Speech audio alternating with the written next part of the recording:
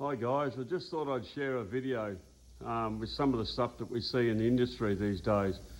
Here's a guy's quite nicely presented Camaro and it's had a 5-speed fitted to it.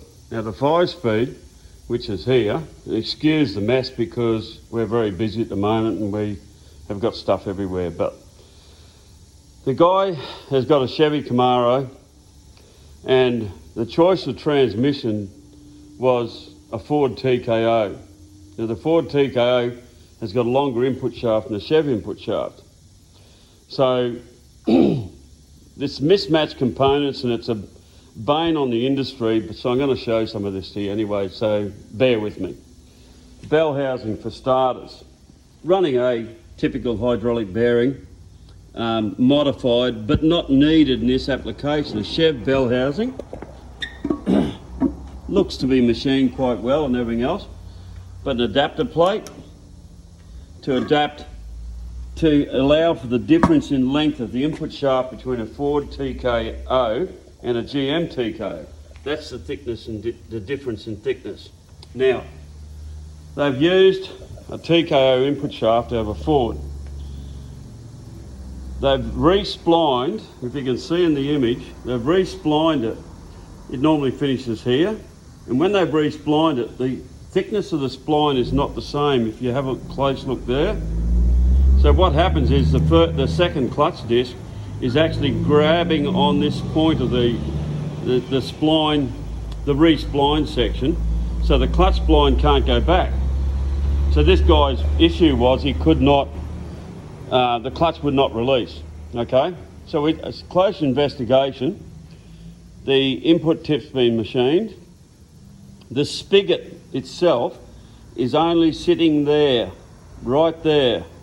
The line you can see there is the steel sleeve or shoulder on the spigot bearing, a needle roller spigot bearing, so it's only been gripping just there. So we've got multiple issues. We've got a mismatched transmission. Again, a Ford transmission, slotted the holes. There's nothing I suppose wrong with that. Re-drilled the holes for a Chev down here. These are Ford ones. A GM front retainer, a Ford input shaft, re-splined and not re-splined properly. Spigot tip machined. Spigot not even reaching the spigot bearing, so there's no support for the input shaft long term. The clutch wouldn't even release, again, from the bell housing, mismatched fittings. There was absolutely no need to have a vehicle set up like this when there's so much good material out there, and this is something that we're seeing every day. The tail shaft, the seal sat right there, so there's no clearance in the tail shaft. So you've got a multitude of different issues, and furthermore the clutch was was far too tall for the application of the vehicle. So Melwood Automotive has never ever pretended to be the cheapest at all, but we believe we're market leaders. When we see stuff like this, the bell housing issue that we've got down there, all it is a culmination for errors long term.